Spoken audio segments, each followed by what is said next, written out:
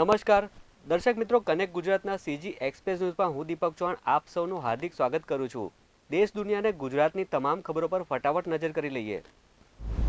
સુરતના અડાજણ વિસ્તારમાં બિલ્ડરને હની ટ્રેપમાં ફસાવી નકલી પોલીસ બની ₹30 લાખનો તોડ કરનાર 2 શખ્સોને ઝડપી પાડ્યા છે। 4 શખ્સોએ નકલી પોલીસ બની હની ટ્રેપમાં ખોટા કેસમાં ફસાવી દેવાની ધમકી આપી હતી। ભારત અને ઇંગ્લેન્ડ વચ્ચે 5 મેચની ટેસ્ટ શ્રેણી રમાઈ રહી છે, જેમાં બંને ટીમો એક મેચ જીતીને શ્રેણીમાં ટાઈ થઈ છે। 5 મેચોની ટેસ્ટ શ્રેણીની ત્રીજી મેચ 15 ફેબ્રુઆરીથી રાજકોટમાં રમાવાની છે, ત્યારે ભારતીય ટીમ રાજકોટ ખાતે આવી પહોંચી છે।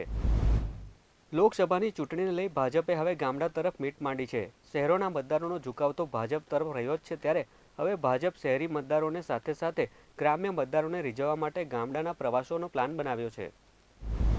દુનિયાની નંબર 1 રેસલિંગ ઇવેન્ટ એટલે WWE। આ ઇવેન્ટમાં દુનિયાભરના રેસલરો ભાગ લે છે અને આ ઇવેન્ટ મોટાભાગે અમેરિકા, યુરોપ અને એશિયાના અમુક જ દેશોમાં યોજાતી હોય છે, પરંતુ હવે આવી જ એક ઇવેન્ટ WWE નામે અમદાવાદમાં આયોજન કરવામાં આવ્યું છે।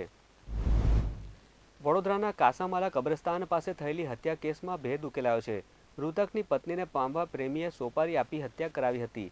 હત્યારાને 5,000 આપી અન્ય દેવું ઉતારી દેવાની પણ લાલચ આપવામાં આવી હતી। ગીર સોમનાથમાં ઉનાના ધારાસભ્ય કેસી રાઠોડે જાહેર મંચ પરથી કોંગ્રેસ પર આકરા પ્રહારો કર્યા છે। ધારાસભ્યએ કહ્યું કે ભાજપનો ભરતી મેળો ચાલુ છે, આવવું હોય તો આવી જાઓ।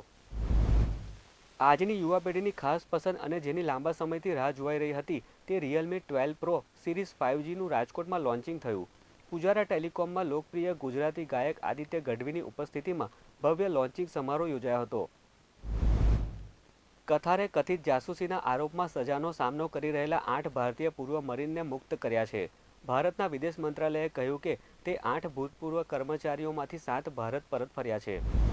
ભારતીય જનતા પાર્ટીએ આગામી રાજ્યસભાની ચૂંટણી માટે હરિયાણાથી પાર્ટીના ઉમેદવાર તરીકે સુભાષ બરલાને જાહેર કર્યા છે, જ્યારે ભાજપના પ્રદેશ અધ્યક્ષ મહેન્દ્ર ભટ્ટને રાજ્યસભાના ઉમેદવાર બનાવવામાં આવ્યા છે।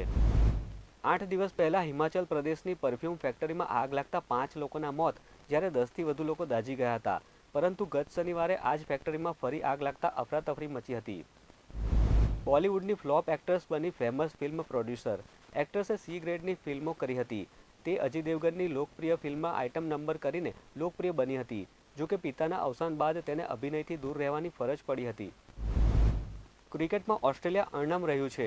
ફરી એકવાર કમાલ અને ધમાલ કરતા ઓસ્ટ્રેલિયાએ આક્રમક ઇનિંગ ખેલીને અંડર-19 વર્લ્ડ કપ પોતાના નામે કરી દીધો છે। ઓસ્ટ્રેલિયાએ ભારતને 79 રનથી હરાવીને ચોથી વાર અંડર-19 વર્લ્ડ કપ જીતી લીધો છે।